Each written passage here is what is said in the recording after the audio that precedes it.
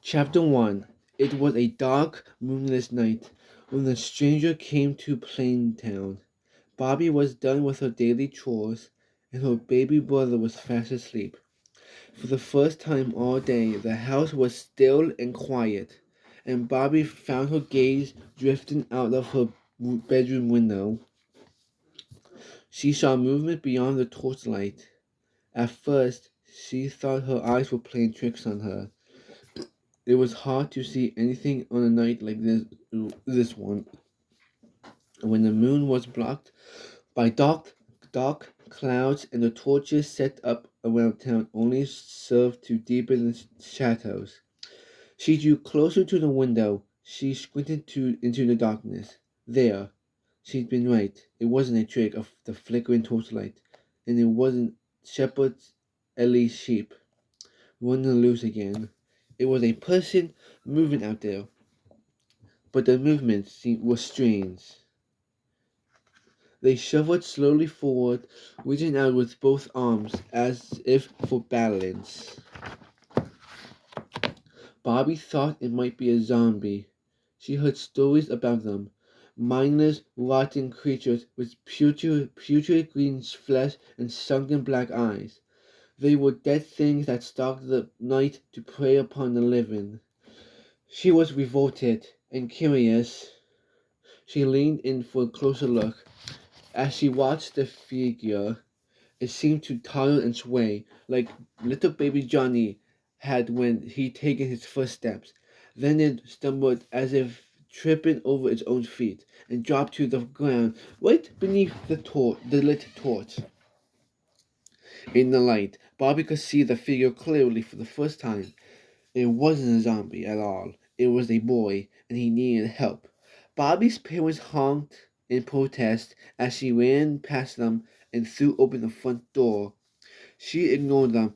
She knew very well that it was against the rules for villagers to leave the safety of their homes after the sun went down, but she also knew that she'd be forgiven for breaking the rules if she could help someone in need. "Hello?" Bobbie said as she approached the fallen figure. "Can you hear me? I'm Barbara." "Bobbie." The figure raised his head. Poison," he said weakly. The word chilled Bobbie to her core. Poison. Did that mean someone had done this on purpose? I need to get you to our cleric," she said. Do you think you can make it? It isn't far." She took his arm and put it around her shoulder, helping him back to his feet. He took shuffling on his uncertain footsteps, but as long as she supported his weight, she knew he wouldn't fall again. She wouldn't let him fall. Plaintown's temple was only a few doors down from her family's home. She didn't bother knocking. Cleric Avery, surprised by the intrusion, rushed down the stone stairs to question her. "He's been poisoned," Bobbie explained. The cleric grumbled, gesturing toward a table. Bobbie helped the stranger climb on top of it. His iron armor clanked against the wood surface. In the bright ethereal light of the temple, she could see how bad he looked. No wonder she thought he was a zombie. He looked half dead. Cleric Avery examined the boy, hogging the conclusions at Bobbie. "Wither?" she said, doing her best to understand the cleric's gestures and utterances. "Is there a cure? Do you have a do you have a potion?" The cleric's answer surprised her, but she knew better than to ask if they were joking. "I said poison last time." In Bobbie's experience, Cleric Avery didn't tell jokes. Bobbie ran out into the night, headed to the northernmost edge of town. That's where the animals were kept. 2 sheep, twice as many chickens, and a cow named Daisy. Bobbie had never milked a cow at night before, but this was an emergency, and although Daisy gave her a funny look, the cow didn't complain.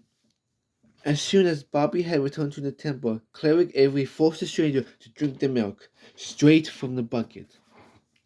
Did it work? Bobbie asked, impatient. Will he be all right? The cleric grumbled in response. The worst of the danger was over. The milk has cured the wither poisoning, but the stranger was still weak. He needed rest. In other words, it's time for me to leave, said Bobbie. I can take a hit, cleric. But she hesitated on her way out the door, turning back to smile warmly at the villager. Thank you for your help. I knew I could count on you. Cleric Avery grumbled again, uncomfortable with her gratitude.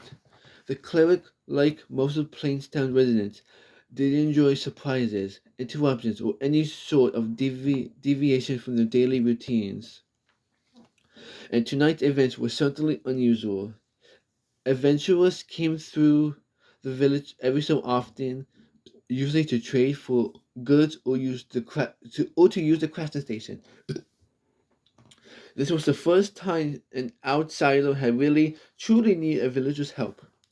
Though in Plaintown had delivered, Bobbie felt a rush of pride and satisfaction. She basked in the glow of the good deed done well. She might have felt differently if she only known the trouble that the stranger would bring to her life. Chapter 2. Bobbie was good at mending fences. She had a lot of practice. Plaintown was sleepy and simple and small, but it was located right in the heart of the open grassland, with no trees or hills or mountains to hide it from view. Bobbie had never seen the village from a great distance, but she could imagine it was visible for miles and miles, especially at night, when its torches would twinkle like stars against a landscape as dark as ink. Night was when the monsters roamed freely. She would hear them sometimes as she lay in bed trying to fall asleep. The click-clack clattering of walking, stalking skeletons, the hiss and scuttle of a spider as it skidded across the roof. Once, she had even seen an Enderman walking through her living room. It had made strange noises, moved some of her parents' furniture around, then disappeared in the shadow of a purple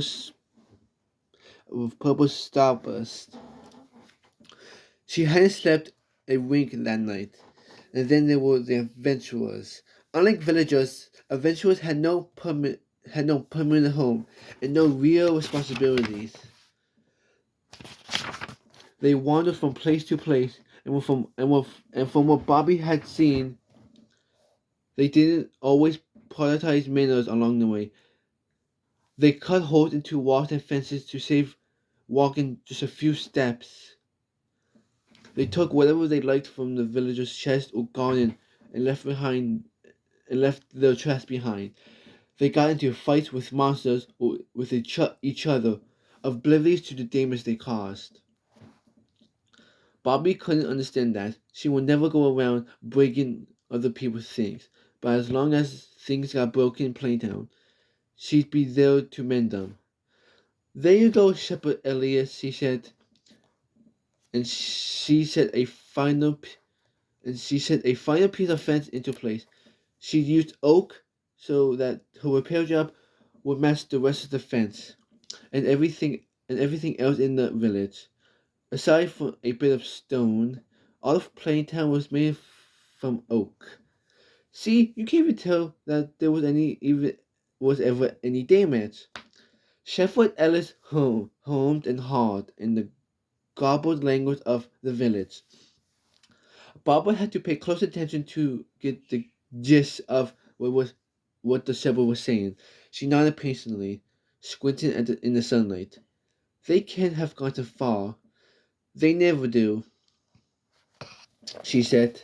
But I'll find your sheep and bring them back, I promise. As Shepherd Elias turned to inspect the repair job, Bobbie strolled south down the dirt road that ran through the town. She waved to several of her neighbors as they milled around the town square, where a large oak tree stood right at the center of the village. They called it the hard oak, and villagers often gathered beneath it for gossip before the day's work began. Good morning, folks, she said, and they waved back. The village temple stood across from the tree. Bobbie stepped inside it, calling out, Cleric Avery, it's me, Bobbie. The cleric looked up from the brewing stand with some new potions bubbled and boiled. Where's our new guest?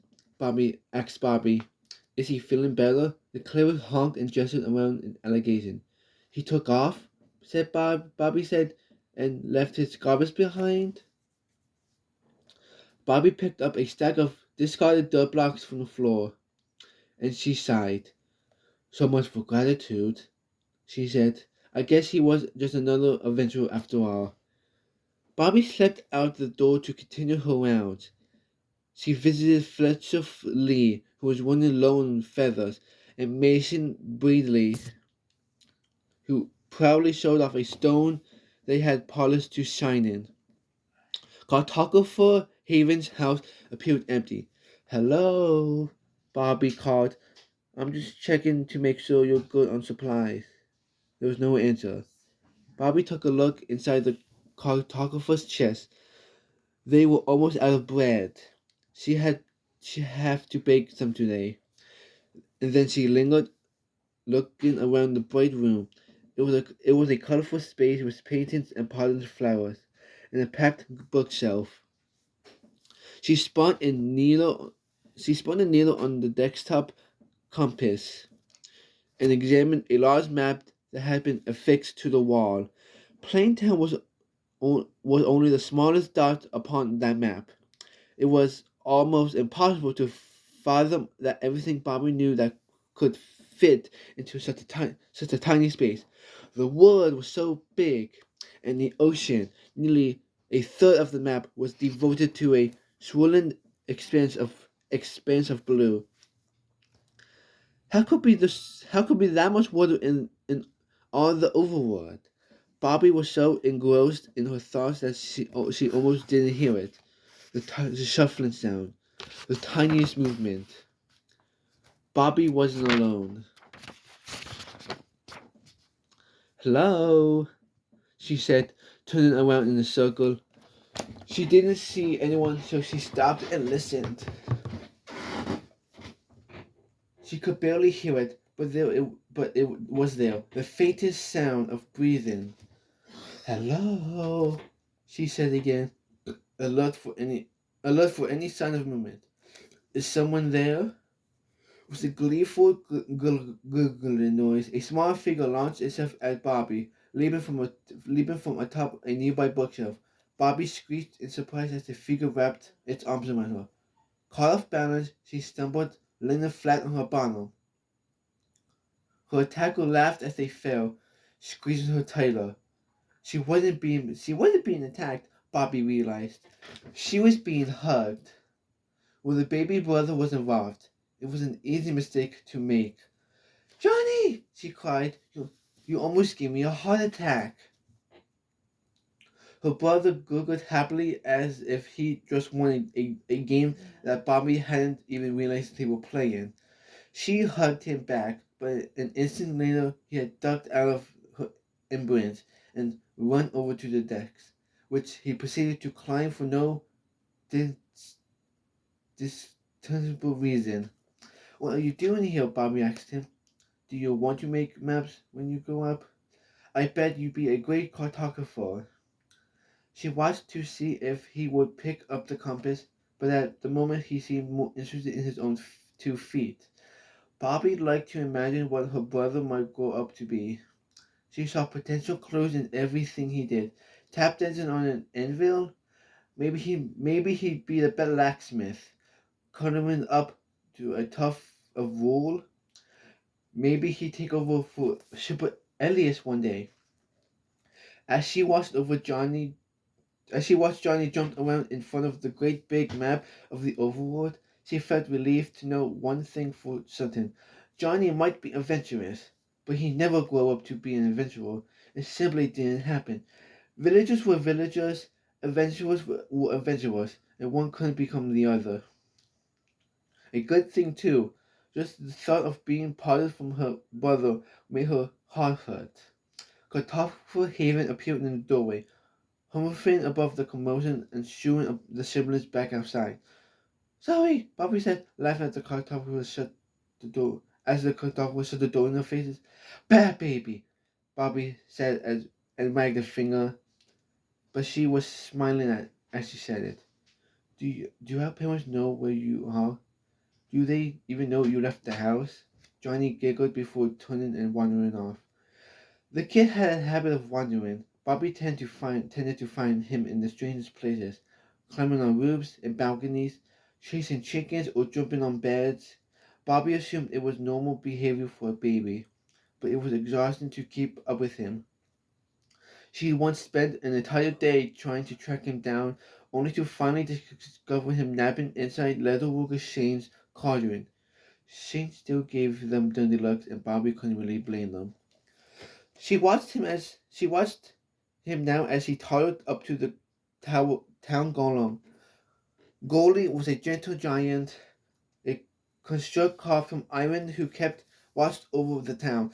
Bobbie slept a little sounder, knowing that Goldie was always there, always alert, always ready to protect the village and its inhabitants from any danger that found its way to Plaintown.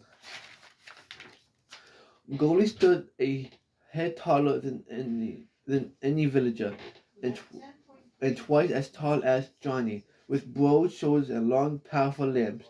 But Johnny wasn't intimidated by the golem. As Bobbie watched, Goldie held out a flower, a bright red poppy, and Johnny, unafraid, walked up and plucked the flower from the Iron Giant's grasp. Remember your memos, Johnny. What do you say? Proud, prodded Bobbie, and when it was clear that Johnny had nothing to say, she turned to the golem. Thanks, Goldie. Without a mouth, Goldie couldn't respond. In fact, it was unusual. It was usually impossible to know what the golem might be thinking. Bobbie thought she saw the golem's eyes glimmer whenever she spoke to it, though. Johnny went off toward home, probably plotting all sorts of mischief on the way, but at least he was headed in the right direction. Bobbie continued south, to the outskirts of town and beyond. The dirty road through the village ended in a field of grass and dandelions, just past the library. Away from the buildings, Bobbie's view stretched for miles across the flat grassland. There was literally no place for Ellie's sheep to hide. Bobbie saw them grazing beyond a small pond. Conveniently, there were fresh shoots of sugarcane growing along the pond's edge. Bobbie could use them to make sugar for bacon, and perhaps she could also make a gift of fresh paper for the cartographer to apologize for her brother's antics. She broke the sugarcane apart with her hands, stashing the material in her inventory before turning her attention to the sheep. Come on, Bo. Come on, Peep, she said. Vacation's over. Time to go home. Bo gazed mutely at her, while Peep bowed differently. Although she might have had that bag on, it was hard to tell the sheep apart. Oh, fine, we can take a minute, said Bobbie, as she settled down to sit beside the water. You're both stubborn as Johnny, and anyway, what's the point of trying to run off? What's out there? What's out there that's so great? She swept a hand over the plain, which went on nearly as far as her eye could see before finally coming to an end at a distant mountain range. Bobbie sighed. I'll tell you what's out there. Chaos and danger. Greedy, reckless adventurers. And things that want to eat you. She turned back towards the village. Playtown's home, and home is safe. You know what's expected of you today, and tomorrow, and the day after that, because nothing ever changes, and Bobbie stopped short. Even as she said the words, she saw that something had, in fact, changed. Something catastrophic had happened. The tree, she said briefly. The whole oak. It was on fire. Chapter 3. The heart of Plaintown was burning. As Bobbie ran into the village, she could secretly believe her eyes. There but there was no denying it. The hot oak was consumed in a pillar of fire. Hungry tendrils of orange and yellow flickered upwards into the sky. Although not all those tendrils reached skyward. Bobby could see flames spreading from the tree to the grass that surrounded. Fire fanned along the ground. All of Plaintown was made of oak. Our homes are flammable, Bobby cried. She turned to the shocked villagers who stood lining the road, watching the scene in mute horror. We have to do something! The villagers bleated in panic. What could any of them do? Bobby racked her brain. She mentally kicked herself for not thinking to fill her bucket with water back in the pond. Then she kicked herself again for thinking that a single bucket of water could make a difference here. But what else did she have in her inventory? Some sticks, some sugar cane, a few sheaves of wheat, and dirt. She had a whole stack of dirt. Bobby sprang into action. She went in circles around the town square, piling dirt around her as she went. Grass would catch fire, but dirt would not. It would form a barrier between the blaze and the village's many buildings. Bobby had never seen so grateful for dirt in all her life. When her barrier was complete, Bobby turned to the nearest villager. It was Cleric Avery. Have you seen Johnny? She asked. Is he safe? Cleric Avery honked in confirmation, then tipped a bald head to one side of the road. Johnny, for once, was still. He sat on top of Goldie's shoulder, watching the fire along a cluster of villagers. Bobby joined them, squeezing Johnny's foot as he sitted up beside Goldie. Sitted upon beside Goldie. Together, Bobby and her neighbors stood shoulder to shoulder, bearing a silent witness as the fire slowly burned itself out. The danger, at least, was over. But the hot oak, which had stood longer than anyone could remember, was gone, consumed. Bobby wondered if should say something. She cast about for words of solace or wisdom, but they couldn't come. The silence stretched on, heavy with sadness and shock. Then, to her surprise, a stranger broke the silence. Dude, that was epic! Said a boy, way more dramatic than I expected. The stranger stepped through a throng of startled villagers, right over Bobby's makeshift barrier of dirt, and toward the empty patch of charred ground where the tree had been. It wasn't just any stranger, Bobby realized. It was the stranger. The one she had helped the night before. She thought he left, but here he was, obviously fully recovered.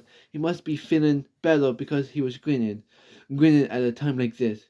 Excuse me, Bobby said, stepping forward and raising her voice above the whispering of her neighbors. But what are you doing? The boy appeared momentarily startled. Whoa, you're real? He said, not gonna lie, I kinda thought I hallucinated you. Bobby frowned. Of course I'm real. And and I don't want to seem rude, but I asked you a question. The boy, clearly less concerned with being rude, gave her a long, curious look. What are you? Some kind of mutant nitwit? Excuse me? Bobby. No offense to the boy, but Bobby was offended at all the same. It's just you don't look any kind of villager I've ever met. You sure don't sound like one, but you act like you live here or something. I do live here, she said. This is my home. That tree had stood here for generations. You didn't have something to do with that fire, didn't you? Well, sure, said the boy. I started it. Bobby gasped, as shocked as his attitude as the information. How could you? It wasn't hard. He smoked. See, you just need a flint and steel, and then you. No, said Bobby. No, why would you? Well, fun story. The, Funny story, said the boy. Did you know you can get charcoal from burning wood in the furnace? What? Bobby. Charcoal, said the boy. It's useful for all sorts of things. You can create it if you burn wood in the furnace, but that's time consuming. He turned away from her to look around on the ground. I thought maybe I'd get a lot of charcoal really fast if I skipped the furnace and just set a big tree on fire. But nope, no such luck. He shrugged. Oops. Oops, Bobbie echoed. She could sacredly believe it. There's coal right under our feet. If you dig in any direction, you'll find more than you could ever use. And you destroyed an ancient tree that we all cherish so you could make charcoal, and it didn't even work. That's a melodramatic way to put it, the boy said gibbily. But yeah, I guess. Bobbie felt a wave of outrage well up in her chest, and she wasn't alone. At her back, the arrogant voices of her neighbors rose into a cacophony of aggressive honks. Whoa, said the boy chuckling. That doesn't sound good. What's got all of them worked up? I think you better leave, said Bobbie. I'm sorry, but you're not welcome here. This only made the boy laugh harder. He had a wicked laugh. Bobbie thought it sounded cruel. I'm not ready to leave, he said. Not yet. I still got a lot of chest to loot.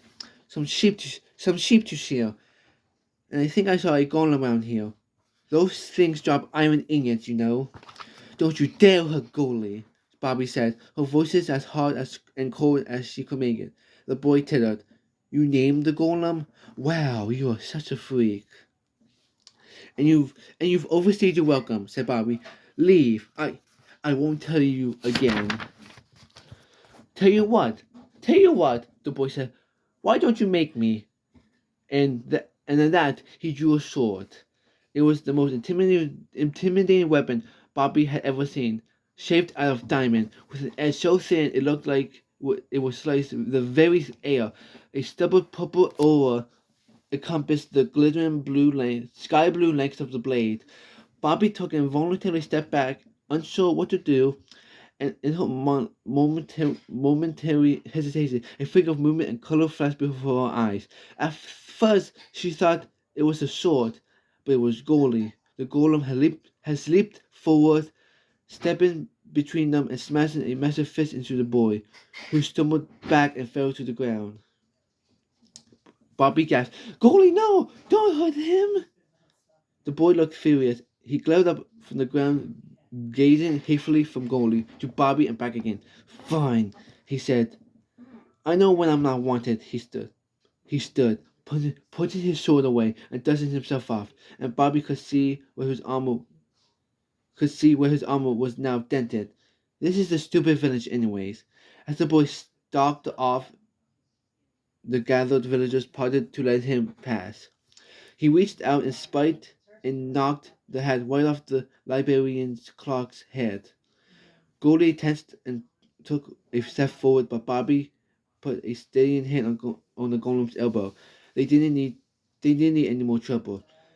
You'll be sorry, said the boy as he stepped off the road and into the plains. Sorry you treated me like this. Sorry you ever met me.